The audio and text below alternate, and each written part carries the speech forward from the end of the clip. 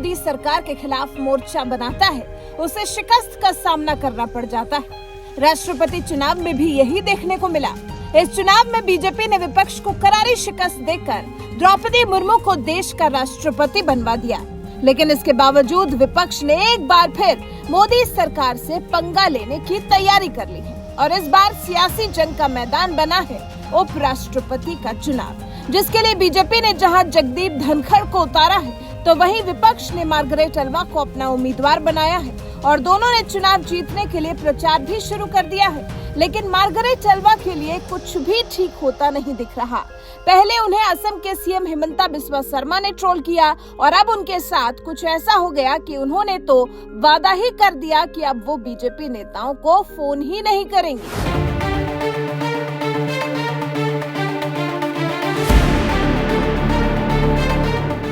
दरअसल उपराष्ट्रपति का चुनाव जीतने के लिए समर्थन जुटाने में लगी विपक्ष की उम्मीदवार मार्गरेट अल्वा आजकल बीजेपी नेताओं को फोन कर रही हैं और उनसे अपने लिए समर्थन मांग रही हैं। इसी सिलसिले में उन्होंने बीजेपी शासित असम और कर्नाटक के मुख्यमंत्रियों को फोन कर उनसे अपने लिए समर्थन भी मांगा। लेकिन अब मार्गरेट अल्वा ने गंभीर आरोप लगाते हुए कहा है कि बीजेपी के कुछ नेताओं को फोन करने के बाद उनके मोबाइल से सभी कॉल डाइवर्ट हो रही हैं। उन्होंने इस मामले में बीएसएनएल और एमटीएनएल से अपील करते हुए कहा, आज बीजेपी के कुछ दोस्तों से बात करने के बाद मेरे मोबाइल से सभी कॉल डाइवर्ट हो रही हैं और मैं ना तो फोन कर पा रही हूं ना ही उठा पा रही हूं। अगर आप ये दिक्कत दूर कर दें तो मैं वादा करती हूं कि बीजेपी, टीएमसी या बीजेडी के किसी भी सांसद को फोन नहीं करूंगी। मार्गरेट अल्वा ने इस ट्वीट के साथ एमटीएनएल की ओर से मिले एक नोटिस को भी शेयर किया है, जिसमें उन्हें केवाईसी निलंबित होने की जानकारी दी गई है। विपक्ष के उपराष्ट्रपति उम्मीदवार मार्गरेट अल्वा ने बीजेपी नेताओं को फोन करने पर कॉल डाइवर्ट होने का गंभीर आरोप लगाया तो मोदी सरकार की ओर से इसे बचकाना हरकत करार दिया गया। केंद्रीय मंत्री प्रहलाद जोशी ने मार्गरेट अल्वा के आरोपों के जवाब में कहा, उन्हें किसी को भी कॉल करने दीजिए। हम उपराष्ट्रपति पद के लिए होने वाले चुनाव के नतीजे को लेकर पूरी तरह आश्वस्त हैं। ये बचकाना आरोप है। ये वरिष्ठ व्यक्ति हैं, उन्हें ऐसे आरोप नहीं लगाने चाहिए।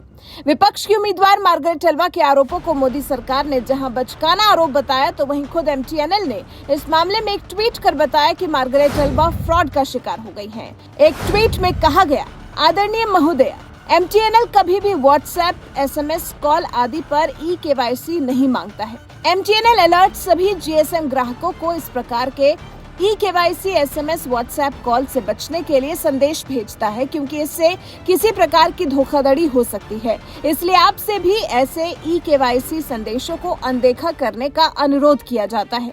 एमटीएनएल की ओर से आई इस सफाई के बाद विपक्ष की उपराष्ट्रपति उम्मीदवार मार्गरेट अल्वा ने जिस तरह से बीजेपी नेताओं को कॉल करने पर कॉल डाइवर्ट होने का आरोप लगाया है उसे गलत बताया जा रहा है, क्योंकि इससे पहले दिल्ली पुलिस ने भी एक ट्वीट में ऐसे फ्रॉड वाले संदेशों से बचने की सलाह दी थी और कहा था कि ऐसे फर्जीवाड़े से सावधान रहें। साइबर फ्रॉड के लिए एमटीएनएल के नाम और लोगों का इस्तेमाल किया जा रहा है और लोगों से केवाईसी अपडेट करने के बहाने गोपनीय जानकारी मांगी जा रही है। यानी जिस तरह से विपक्ष की उपराष्ट्रपति उम्मीदवार मार्गरेट अल्वा ने यह आरोप लगाया था कि बीजेपी नेताओं से बात करने के बाद उनके मोबाइल कॉल की सभी कॉल डाइवर्ट हो रही हैं, उस आरोप में कितना दम है ये आप एमटीएनएल और दिल्ली पुलिस के ट्वीट से समझ सकते हैं। दोनों ने ही ऐसी खबरों को फ्रॉड बताया है, जबकि मोदी सरकार में मंत्री प्रहलाद जोशी ने तो मार्गरेट अल्वा के आरोपों को बचकाना बता दिया है और कहा है कि उन्हें ऐसे आरोपों से बचना चाहिए।